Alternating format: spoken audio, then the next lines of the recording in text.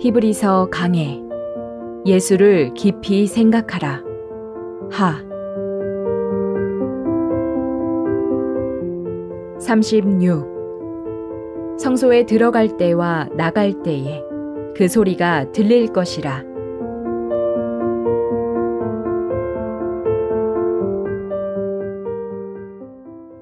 너는 에봇 받침 겉옷을 전부 청색으로 하되 두 어깨 사이에 머리 들어갈 구멍을 내고 그 주위에 갑옷 깃같이 깃을 짜서 찢어지지 않게 하고 그 옷 가장자리로 돌아가며 청색, 자색, 홍색 실로 성류를 수놓고 금방울을 간격하여 달되 그 옷 가장자리로 돌아가며 한 금방울 한 성류, 한 금방울 한 성류가 있게 하라.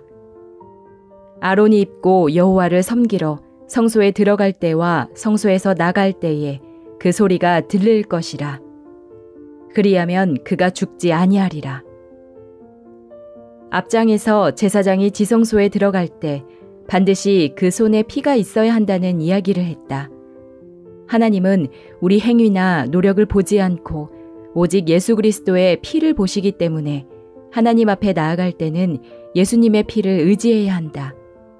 때때로 우리가 연약하고 부족함이 있어도 하나님이 우리를 받으실 수 있는 것은 우리 죄를 속한 예수 그리스도의 피가 흘려졌기 때문이다. 이처럼 예수님을 믿는다는 것은 우리가 무엇을 잘하거나 열심히 노력해서 자신을 하나님이 보시기에 합당한 사람으로 만드는 것이 아니다. 우리 삶이나 모양이 어떠하든지 상관하지 않고 다만 예수 그리스도의 피를 힘입어 하나님 앞에 담대하게 나아가는 것이다. 제사장이 지성소에 들어갈 때에 피가 있어야 죽임을 당하지 않았던 것처럼 출애굽기 28장에서는 금방울 소리가 들려야 죽지 않는다고 했다. 제사장이 입는 에봇의 겉옷을 만드는 법에 보면 옷 가장자리에 청색, 자색, 홍색 실로 수놓은 성류와 금으로 만든 방울을 교대로 달라고 했다. 제사장이 성소에 들어갈 때 그 금방울 소리가 나면 죽지 않는 것이다. 구약시대의 이스라엘 백성들은 성소나 지성소에 들어갈 수 없었기 때문에 제사장이 그들의 죄를 위한 제사를 무사히 드리게 되기를 성막 밖에서 기다렸다. 죄를 사하기 위해 지성소에 들어간 대제사장이 지성소 앞에 피를 뿌릴 때 비로소 그들의 죄가 사해지기에 그들은 그 일을 기다렸던 것이다. 물론 그들은 제사장이 성소나 지성소 안에 들어가서 제사를 드리는 모습을 볼 수 없었다. 하지만 제사장이 움직일 때마다 나는 방울 소리를 통해서 제사가 어떻게 진행되고 있는지를 성막 주위에서 알 수 있었다. 물두멍 근처에서 딸랑딸랑 하고 방울 소리가 나면 제사장이 지금 물두멍을 통과하고 있구나 라고 알 수 있었고, 떡상 앞에 서 있는 것이나 등대의 불을 정리하는 것 등도 방울 소리를 듣고 알 수 있었다. 그러다가 지성소 부근에서 아주 요란한 방울 소리가 났는데 그것은 지성소에 피를 뿌리는 소리였다. 제사장이 보통 움직일 때와는 달리 피를 뿌릴 때에는 소매 끝에 달린 방울에서 아주 요란한 소리가 났다. 그 소리를 듣고 백성들은 내 죄가 씻어졌구나 하고 믿었다. 이스라엘 백성들에게 그 금방울 소리는 기쁜 소리, 즉 복음이었다. 그들의 죄가 씻겨진 사실을 가르쳐 주었기 때문이다. 그들이 방울 소리를 들으면서 죄가 씻어진 사실을 깨달았던 것처럼 우리는 예수 그리스도께서 우리 죄를 위하여 흘리신 피의 소식을 들으면서 우리 죄가 사해진 사실을 깨닫고 믿게 된다. 제사장이 지성소에 들어갈 때에는 반드시 그 손에 피가 있고 방울 소리가 들려야만 죽임을 당하지 않을 수 있었다. 아론이 입고 여호와를 섬기러 성소에 들어갈 때와 성소에서 나갈 때에 그 소리가 들릴 것이라. 그리하면 그가 죽지 아니하리라. 하나님은 정금 방울 소리가 들리면 제사장이 죽지 아니한다고 말씀하셨다. 그런데 에봇을 입은 제사장이 성소에 들어갈 때에 아무리 방울 소리를 내지 않으려고 애써도 옷 가장자리나 소매 끝에 달려있는 방울에서 소리가 나기 마련이다. 더더욱 피를 뿌릴 때에는 방울 소리를 도저히 감출 수 없다. 구원받은 우리는 하나님 앞에서 왕 같은 제사장이 되었다고 성경은 이야기하고 있다. 구약시대의 이스라엘 백성들은 하나님 앞에 나아가고 싶어도 제사장을 통하지 않고는 나아갈 수 없었다. 하지만 이제 우리는 예수 그리스도의 피로 죄사함을 받아 왕 같은 제사장이 되었기 때문에 그 피를 힘입어 언제든지 아무 거리낌 없이 하나님 앞에 나아가서 제사를 드릴 수 있다. 또한 제사장인 우리에게는 눈에 보이지 않는 제사장의 의복이 이미 입혀졌다. 우리가 그 옷을 입고 난 후에는 제사장이 움직이는 동안 방울 소리가 나지 않을 수 없듯이 우리 삶에서 복음의 소리가 나타나지 않을 수 없다. 언젠가 KBS 라디오 방송국의 한 프로그램에 출연한 적이 있었다.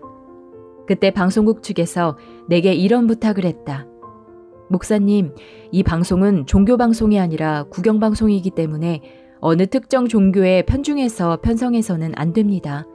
그러니까 목사님이 좋은 말씀을 해주시되 하나님이나 예수님 등 기독교 색채가 짙게 나는 말은 피해 주었으면 좋겠습니다. 그렇게 하겠다고 대답했다.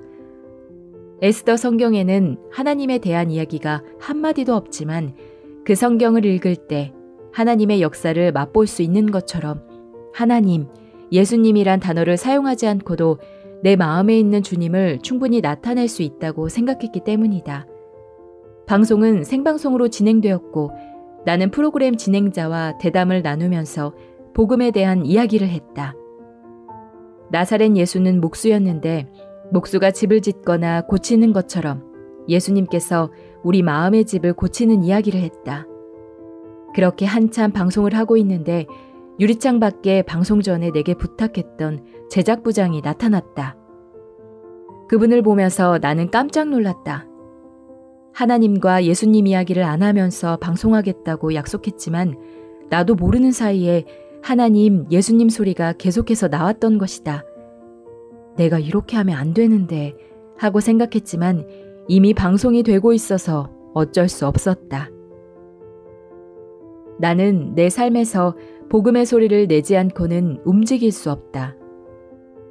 제사장이 에봇을 입으면 자기도 모르는 사이에 방울 소리가 날 수밖에 없는 것처럼 구원받은 후 내 삶에서도 끊임없이 복음의 소리가 났다.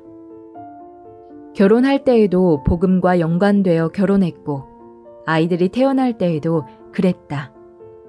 둘째인 아들이 태어났을 때에는 우리에게 돈이 하나도 없었다. 아내가 진통을 시작했지만 손을 쓸 길이 없어서 어떻게 해야 할지 몰라 안타까운 마음뿐이었다. 그런데 그때 사흘 전에 복음을 듣고 구원받았던 한 자매가 우리 집을 찾아왔다. 나는 그 자매가 왜 왔는지를 몰랐지만 그 자매는 자신이 산파라면서 아내의 해산을 도와주었다.